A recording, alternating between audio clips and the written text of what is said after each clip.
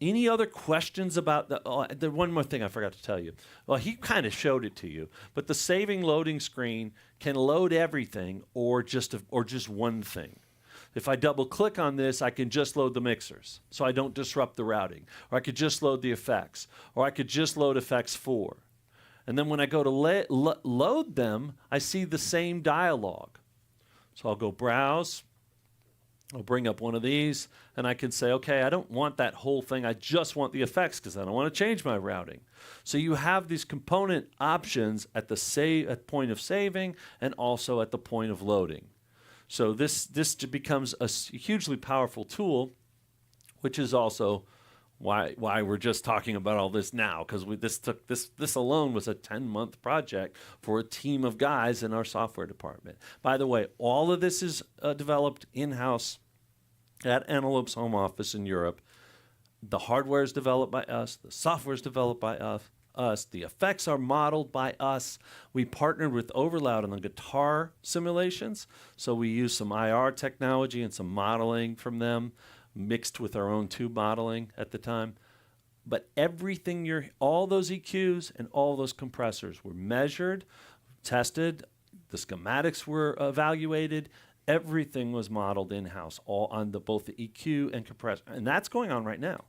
There's guys sitting there tomorrow in a few hours when they wake up in Europe, sitting there with all kinds of other compressors and EQs, and they're sitting there analyzing these things and measuring them and superimposing the curves on top of each other and making sure they fit. And as you saw, that was no joke with that boosting with the top end. I saw like some faces out there kind of go, whoa, that is a lot of boost. And you just...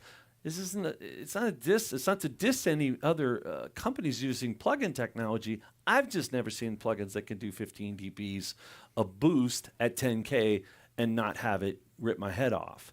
And that's the power of FPGA. And it's hard to do in hardware. It's actually hard to do with hardware because you bring up a lot of self noise if you go 15 right. dBs. So it really is a new kind of breakthrough thing, as Mark was saying. And it's included. The price of admission is to go home with one of those interfaces. And that's to your point, Marcel. They're working on more and more. Let's say in 3 or 4 weeks, there's 2 or 3 or 4 more.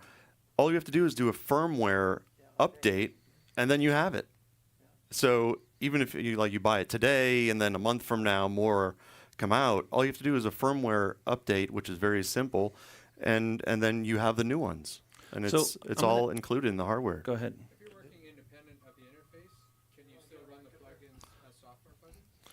If you're working with the interface, can you still... Independent of the interface, can you still use the plugins? If you're routing them from an I/O out somewhere, yes, you can. The interface has really nothing to do with the routing engine or the effects. So as long as you have a source coming into the unit somehow or from something... Well, you can do it. You can mix in your laptop. You can use it as a mixing engine. You can use it as effects. But, I mean, we don't have a DAW, so you're not going to be able to... You're going to have to send them somewhere. But you can use it as a mixer. I mean, for a small venue recording, you can do playback.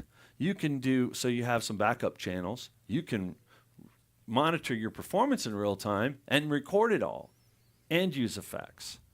So in a kind of, it may not give you all the console features you'd want in a middle or large size venue with a lot of, those guys that work in those larger venues, but in a smaller venue where you don't need all the time delays for different arrays setups or things like that, yeah, you can do a small venue gig with this, have backing tracks, have recording, and have effects and have mixing and multiple mixers and multiple monitor mixers.